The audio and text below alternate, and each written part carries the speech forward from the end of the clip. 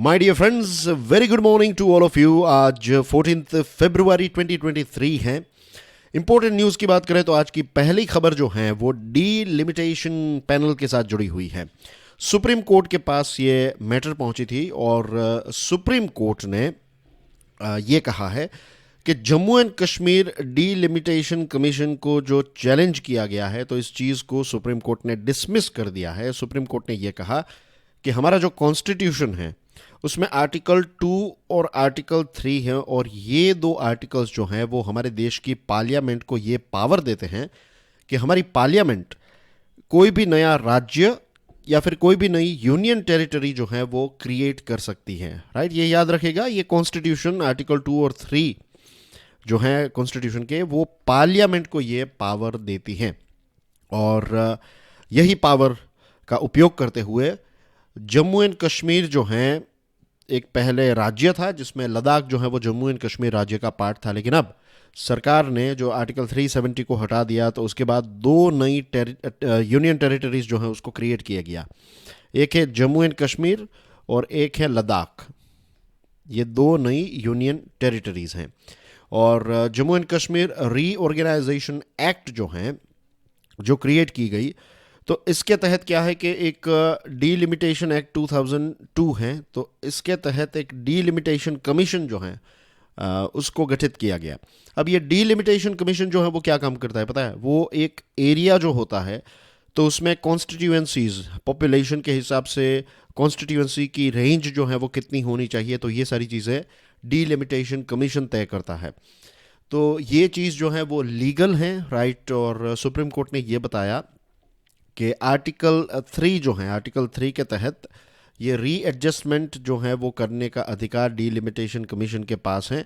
तो यहाँ पर इस केस में कोई भी इलीगलिटी एसोसिएटेड नहीं है, राइट। तो जो चीज़ें सरकार ने की वो सारी की सारी चीज़ें लॉ के तहत की हैं, ऐसा सुप्रीम कोर्ट ने एक अपना जजमेंट जो है वो दिया है।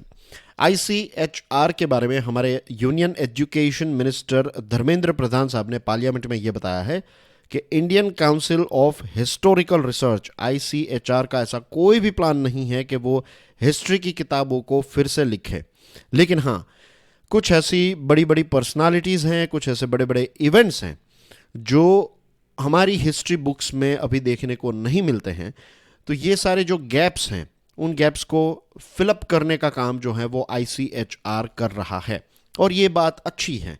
इससे पहले कि हमारे डिस्कशन में हमने कई बार बात की है कि कुछ ऐसी बड़ी बड़ी पर्सनालिटीज़ हैं उनके बारे में हमें ना के बराबर पता है और इसके पीछे रीज़न ये है कि हमारी हिस्ट्री की किताबों में ये सारी पर्सनालिटीज़ और इवेंट्स जो हैं वो उतनी अच्छी तरीके से पढ़ने को नहीं मिलती हैं। तो this is a good thing by government. Adani case के बारे में सेंट्रल गवर्नमेंट ने सुप्रीम कोर्ट को ये कहा है, यूनियन गवर्नमेंट और इसी के साथ सेबी दोनों ने ये कहा है कि सुप्रीम कोर्ट अगर कोई एक एक्सपर्ट कमेटी कॉन्स्टिट्यूट करना चाहती है टू चेक के जो अभी रूल्स एंड रेगुलेशंस हैं, जो फ्रेमवर्क्स अभी चल रहे हैं वो बराबर हैं या नहीं, ये सारी चीज़ों को लेकर अगर एक अलग से कमेटी एक्सपर्ट कमेटी बनाना चाहती है तो सरकार को और सेबी को इसका कोई विरोध नहीं है, नो ऑब्जेक्शन अबाउट इट। लेकिन सेबी और सेंट्रल गवर्नमेंट ने ये कहा है कि एटलीस्ट ये कमेटी की जो मैंडेट है और जो लोग इस कमेटी के मेंबर्स होंगे तो उनके नाम जो है वो आप पर्सनल रखिएगा, उनको सील्ड कवर में रखिएगा, क्योंकि अगर ये डिटेल्स जो है वो मार्केट में चलेगी तो फिर मार्केट जो है वो अपसेट हो सकती है। यहाँ पर जो सॉलिसिटर जनरल हैं तुषार मेहता, उनका स्टेटमेंट है, the remit of the committee would be very very relevant because any unintentional message to international and domestic investors that even a regulatory or statutory authority needs monitoring by a committee appointed by the highest court of the country may have some adverse impact on the flow of money. तो committee आप गठित करना चाहते हैं कीजिए, लेकिन इनको थोड़ा सीक्रेट रखिए ताकि मार्केट पर इसकी कोई नेगेटिव इम्पैक्ट ना आए। Geosciences community calls for broad panel of experts to power heritage bill. पहले तो ये बिल को देख लेते हैं, इसका नाम क्या है। ये एक ड्राफ्ट है, जियो heritage sites and Jio relics bill 2022।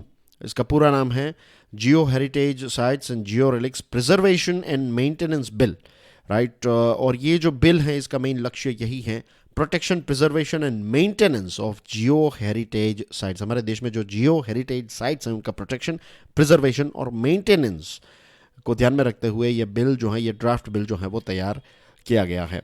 अब जियोलॉजिकल हेरिटेज में कौन कौन सी चीज़ें आती हैं, तो फॉसिल्स आते हैं, सेडिमेंट्री रॉक्स आते हैं, नेचुरल स्ट्रक्चर्स जो हैं ये जियोलॉजिकल हेरिटेज का पार्ट हैं। और ये जो जियो साइंस की कम्युनिटी है उसका बस यही एक कहना है, या फिर उन्होंने ये आवाज़ उठाई है कि यहाँ पर ये जो जियो हेरिटेज बिल है उसमें सारी अथॉरिटी जो जीएसआई के डायरेक्टर जनरल है उसके पास है। ऐसा नहीं होना चाहिए। ये जो कमेटी है उसमें और ज़्यादा एक्सपर्ट्स होने चाहिए और अलग अलग इंस्टीट्यूशंस में से बेस्ट एक्सपर्ट्स को इसका पार्ट जो है वो बनाना चाहिए। जीवीआर प्रसाद जो एक दिल्ली यूनिवर्सिटी के जियोलॉजिकल डिपार्टमेंट के पैलिएंटोलॉजिस्ट हैं, उन्होंने कहा कि रिसर्चर्स जो होते हैं उनको जो डिफ़िकल्टीज़ फेस करनी पड़ती हैं और जो इंटरेस्ट्स होते हैं रिसर्चर्स के, तो वो तभी यहाँ पर इस बिल का पार्ट बनेंगे जब ऐसे लोग जो हैं वो रिसर्चर्स जो हैं वो जब इस ये बिल या फिर ये जो कमेटी है उसके पार्ट रहेंगे।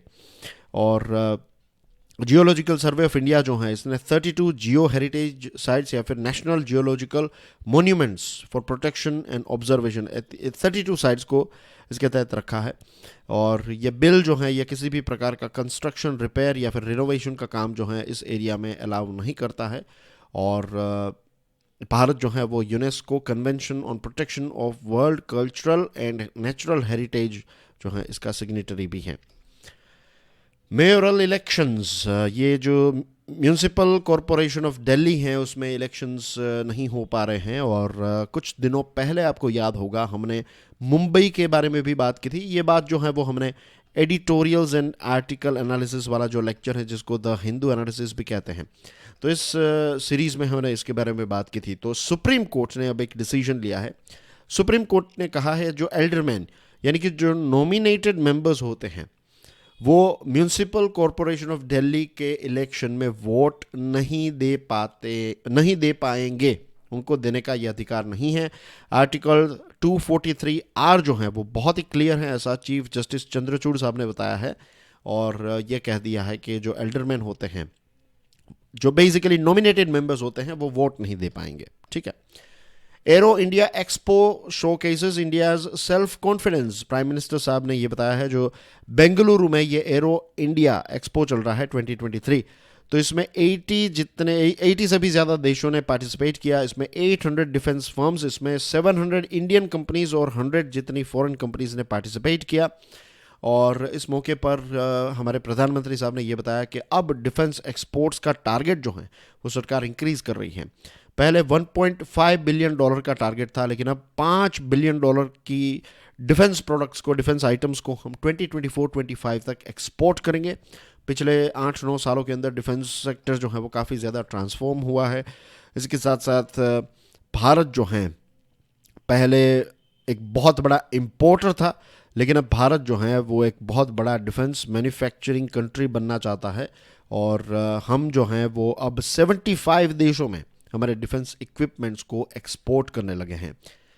राजनाथ सिंह साहब जो हैं उन्होंने एक सीईओज़ के साथ एक राउंड टेबल मीटिंग की और कहा कि भारत जो है वो सिर्फ असेंबली वर्कशॉप बनना नहीं चाहता है, भारत यहाँ पर कटिंग एज प्रोडक्ट्स को बनाना चाहता है, मैन्युफैक्चर करना चाहता है।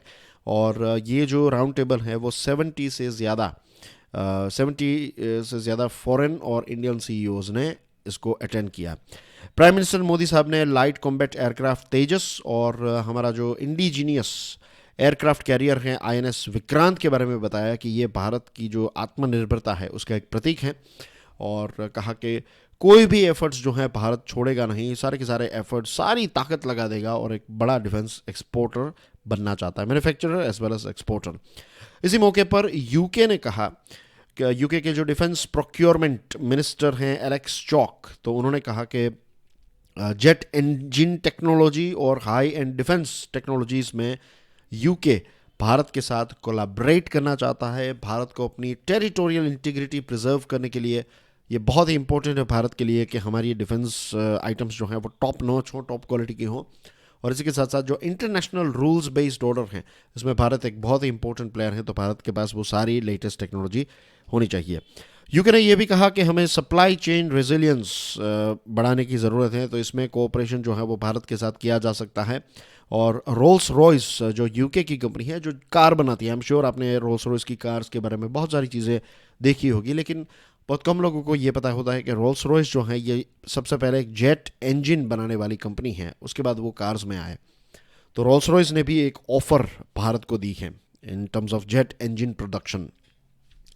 पार्लियामेंट के दोनों हाउसेस जो हैं, लोकसभा और राज्यसभा, वो एडजर्न किए गए, 1 महीने का रिसेस रहेगा और 13 मार्च को फिर से पार्लियामेंट जो हैं उनकी जो मीटिंग होगी।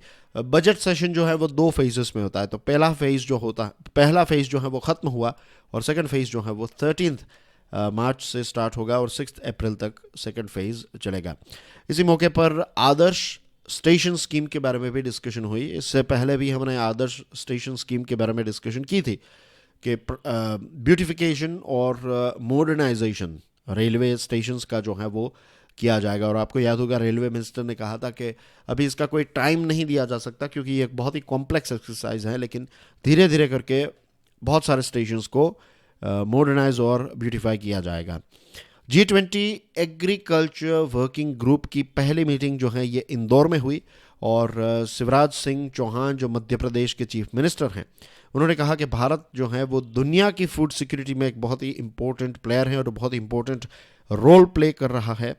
और उन्होंने कहा कि ईयर 2000 में ग्लोबल जो फूड ग्रेन है उसकी डिमांड थी 192 मिलियन टन्स। 2030 तक ये डिमांड जो है ये 345 मिलियन टन्स हो जाएगी। एक बहुत ही इंपॉर्टेंट आंकड़ा उन्होंने हमारे सामने रखा है। इसी के साथ उन्होंने ये भी कहा कि जो डेलीगेट्स ने एक हेरिटेज वॉक की टू रजवाड़ा पैलेस ताकि वो भारत की हिस्ट्री और रिच कल्चर के बारे में जान सके। मध्य प्रदेश के साथ जुड़े हुए कुछ इंटरेस्टिंग फैक्ट्स हैं। जब ऑयल सीड्स की बात आती है तो हमारे देश का सबसे बड़ा प्रोड्यूसर स्टेट अगर कोई है तो दैट इज़ मध्य प्रदेश। और गेहूं जो है उसमें भी लार्जेस्ट प्रोड्यूसर हमारे देश का है मध्य प्रदेश। श्री अन्न, आप जानते हैं कोर्स ग्रेन को कहते हैं, ये प्राइम मिनिस्टर मोदी साहब ने यह नाम दिया है श्री अन्न। और ये 2023 जो है तो यूनाइटेड नेशंस इस साल को इंटरनेशनल ईयर ऑफ मिलेट्स के तौर पर भी सेलिब्रेट कर रहा है। साइक्लोन गैब्रियल जो है वो न्यूजीलैंड में आया है, उसकी वजह से बहुत ज़्यादा बारिश और हवाएं चल रही हैं। 46,000 जितने घरों में इलेक्ट्रिसिटी चली गई और हंड्रेड्स जितनी फ़्लाइट्स जो हैं वो कैंसिल की गई। स्टेट ऑफ इमरजेंसी डिक्लेयर कर दी गई है 9 रीजन में, तो इसमें ऑकलैंड आ गया और इसके साथ दूसरे बड़े सिटीज़ जो हैं तो ये अभी स्टेट ऑफ इमरजेंसी में है और बहुत सारे लोगों को अपने घरों से इवैक्यूएट भी करना पड़ा। And that's everything as far as most important news are concerned. इसके बाद दोस्तों आपको मिलेगा एडिटोरियल एंड आर्टिकल एनालिसिस वाला लेक्चर और उसके बाद फाइनेंशियल न्यूज़ एनालिसिस वाला लेक्चर। तो 3 सीरीज़ चल रही हैं और दोस्तों प्लीज़ इस सीरीज़ को शेयर कीजिएगा। जब ज़्यादा से ज़्यादा स्टूडेंट्स इसको देखेंगे तो it will become sustainable, right? So please keep on sharing it on regular basis. Thank you very much for your love and support. God bless you all. This is Prashant Mamani signing off. I'll see you soon. Jai Hind.